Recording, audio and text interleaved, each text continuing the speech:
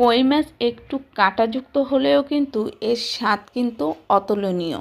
আর এই কই মাছ ভুনা কিন্তু অনেকের কাছেই অনেক পছন্দের একটি খাবার। তো চলুন কথা না বাড়িয়ে মূল রেসিপিতে চলে যাই।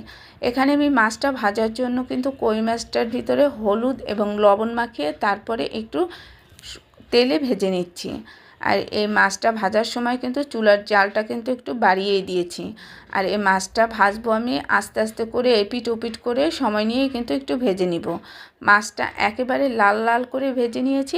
এখন ওই একই কড়াইয়ের ভিতরে আমি আবারও সামান্য একটু তেল দিয়ে তাতে আমি পেঁয়াজ বাটা, রসুন বাটা আর সামান্য একটু জিরা বাটা দিয়ে কিছুটা সময়ের জন্য কষিয়ে নিলাম, যত সময় পর্যন্ত এই মশলার কাঁচা গন্ধটা না যায়।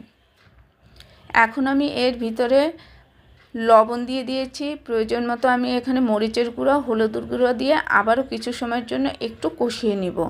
মশলা যত ভালো কষানো হয় তত কিন্তু খেতে ভালো লাগে।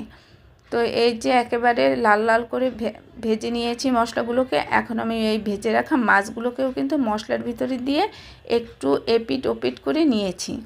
এখন আমি এর ভিতরে ঝোলের পানিটা দিয়ে দিলাম। ঝোলের পানিটা দিয়ে মাছটা আবারও একটু নাড়াচাড়া করে সুন্দরভাবে একটু মিশিয়ে তারপরে এখন আমি ঢাকনা দিয়ে ঢেকে রাখবো। আর এই মাছটা কিন্তু হতে খুব বেশি একটা সময় দরকার হয় না। এই যে এখন যখন আমার এই ঝোলের পানিটা গাঢ় হয়ে এসেছে তখন আমি এর ভিতরে 2টা আস্ত কাঁচামরিচ দিয়েছি। এই কাঁচামরিচ দেওয়ার ফলে কিন্তু ঝালটা বের হবে না, জাস্ট কাঁচামরিচের যে একটা ফ্লেভার সেটাই কিন্তু বের হয়ে আসবে।